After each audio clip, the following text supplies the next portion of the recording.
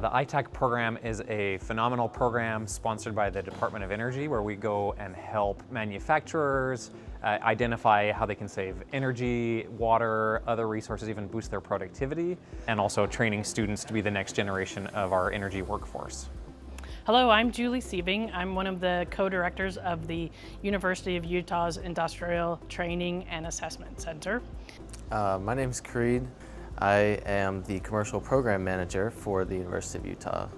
I often talk about our program having three basic missions.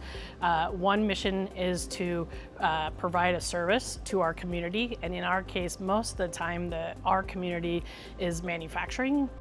The way that we provide that service is a second mission, and that is through workforce development. And then the third mission of the program is research. A lot of what we do in terms of providing services to our customers ultimately ends up driving research into new areas of energy efficiency and on-site energy generation.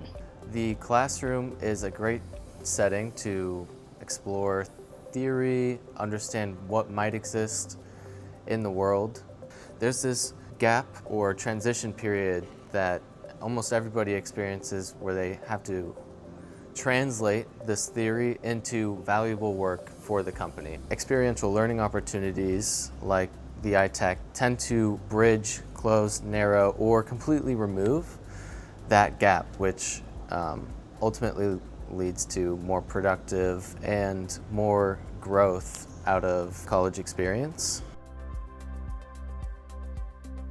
Part of the transition, developing your understanding of quality, is transitioning that mindset from I need to complete work to I need to produce something that somebody thinks is valuable, genuinely valuable.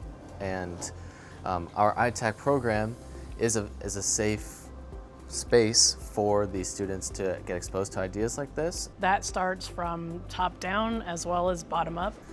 You know, a traditional work environment in which feedback is meant to increase the quality of the project, not be a comment on any person's intelligence or anything like that. And so a transition for me, and hopefully many other students, is removing that ego or that personal relationship with feedback or critiques on work or things like that. The ability to manage time, expectations, communication, projects, write emails that aren't visually or psychologically terrible to engage with.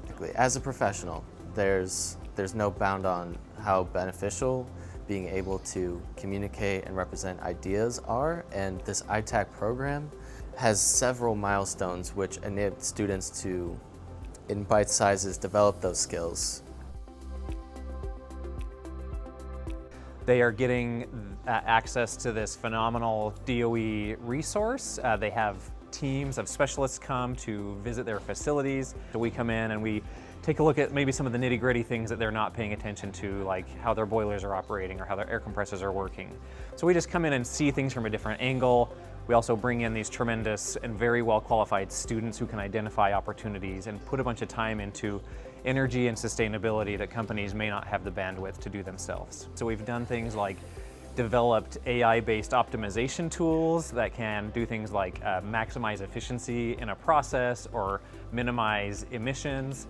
So I'm especially proud of the savings that we're able to identify for manufacturers. It's pretty cool to think that there are literally hundreds of different projects out there throughout our state and even neighboring states of projects that we have identified that companies have embraced and implemented. So that's achieving real-world cost savings for them now as we speak. It's achieving real-world emissions savings for them.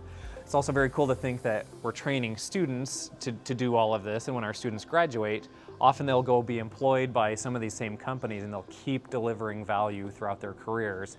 And a lot of that is a very direct result of the ITAC program from the Department of Energy.